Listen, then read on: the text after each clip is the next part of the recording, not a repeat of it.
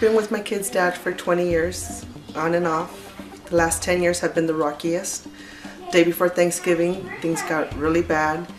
Thought he'd never actually physically hurt me again, because it happened back in 1998 after my third child was born.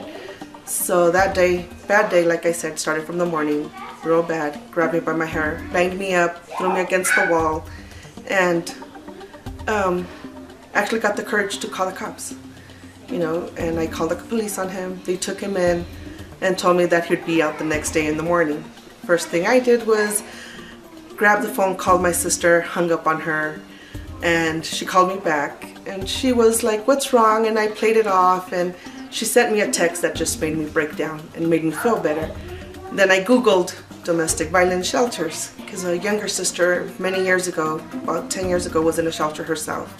And she had always told me.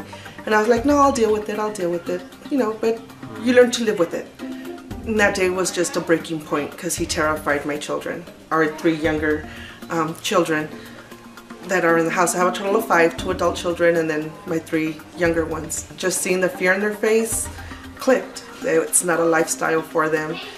Seeing the fear in my youngest daughter, who's 8, was just terrifying. She had never seen her daddy that way. So that triggered the light and said, "No, this is it." And I called, and I still, should I, shouldn't I, should I? Like I said, I Googled it and called and hung up 3 times. And finally, I got a hold of one of the ladies at the shelter, and we talked. And you know, it was Thanksgiving week. You know, I had us somewhere safe for the weekend, but I didn't want to return on Monday. You know, I didn't want to go back home. The kids were scared, and you know, when I told them we were coming here, they had a million questions. So did I. We didn't know what life was here like. But coming here was one of the best things, not only for myself, but for my children.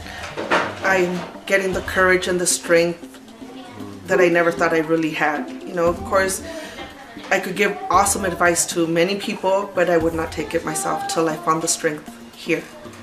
Thought I had high self-esteem, but in reality, I didn't. I had many band-aids covering a lot of life situations, and I learned how to deal with it. 20 years of verbal abuse, and you know, very verbal abuse. You know, you learn how to put a lot of band-aids over it. And here I learned how to peel them off and heal. And this has been great for me and my kids. Art therapy has been awesome. I found myself crying a lot, because I'm not one who cries, but like I said, revealing the true, well, bringing down the walls actually has really helped and healed. I've done great here. I've had the courage and strength to move forward. I've always said I was going to go back to school, and I hadn't. There was always a reason why not to go back to school. I'm enrolled at BBC. I'm going to start working in February, and hopefully through work-study program I'll be there part-time, so that's awesome. I've also found a place to live, take my children and myself, safe environment near my family, and you know, it's just making the first call, actually going through it, because like I said, I hung up 3 times. It was midnight when I finally decided this is not what I want, you know, and I called and I talked to someone, and like I said, I was lucky because I had somewhere for the weekend to go, but that following Monday, what was I going to do? Where was I going to go? I didn't want to go back to that situation, because the lies were always there, and the promises, I'll promise I'll do this and I'll do that, and never followed through. So the overwhelming feeling of the relationship was still on my shoulders. And then what am I doing to my boys? What am I teaching them? How to tolerate, or let alone for them to become abusers like their dad? I didn't want that for my boys. They're excellent kids. I have one who wants to be an artist, another one who wants to be an athlete. So I don't want them to follow those steps. You know, I remember my 14-year-old when he graduated, well, was promoted from preschool to kindergarten, and he said, "I want to be just like my daddy." Those are haunting words when daddy's not doing, you know, being a good dad. I didn't want them to do that and follow those steps. So, you know, it's just making the first phone call and saying there is help. This place has helped us extremely. Knowing that they're getting the help they need, and the art therapy has been wonderful.